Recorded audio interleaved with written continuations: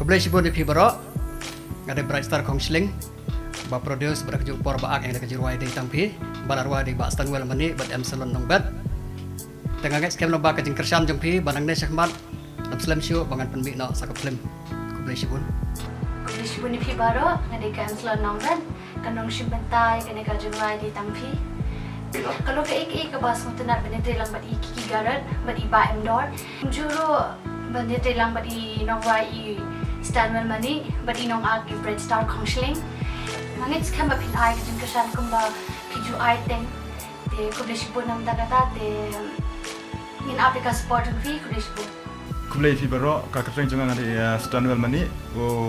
ba ada nongwai jong kene ka music video ka kakak day tangpi. Kasno jangan ada na maulong ka bacengai ku malai po kilometer na nongpo. Kadai ru kasen ka banengkong ba nganyo banruai ha ki video kumne. But hawa ja kisang la ruai ki jingruai ki ba menshwa te first time hi kadang dai ka video ka ba midang le ha ka video pa de ba ha ka ne ka video ni simbenta lang bat I Emsalon I bala Arab yang banruai ha ka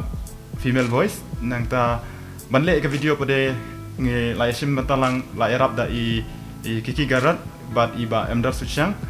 kalong kale ke ba sngo tunat ban ya trekam bat ki kalong ba ngisno suk ha ka ban ya trekam ka khaten ka thlet nang ta ka jingya stu jimut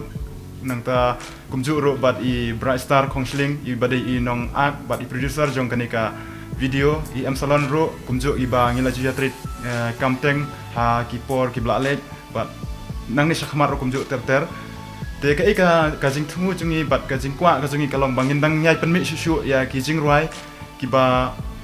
let's say ngin wan ra kita ki jing ruai ki ba pensong tunat mo ha kene ka por sa barok ki nong ki riu jing ruai nang ta ngidang kwa ro ba nakalyang jong pi ki paralok ba pin ai ka jing kersan yangi bangin dang la shu ban penmi ya ki jing ruai jungi nang ta ki film ba ngidon ka jing thumu bangin penmi ro ya ka film kumjo hadin jong kine ki hadin jong kane ka jing ruai ka ba ngila dep ban shoot ban ruai te ngamdon sibun ki kenten ban ong tang akwa ba nakaleng jong pi pini kersan ya kane ka jing ruai ba ya page ha ka YouTube ba ngin satellite no hi shan kuble sibun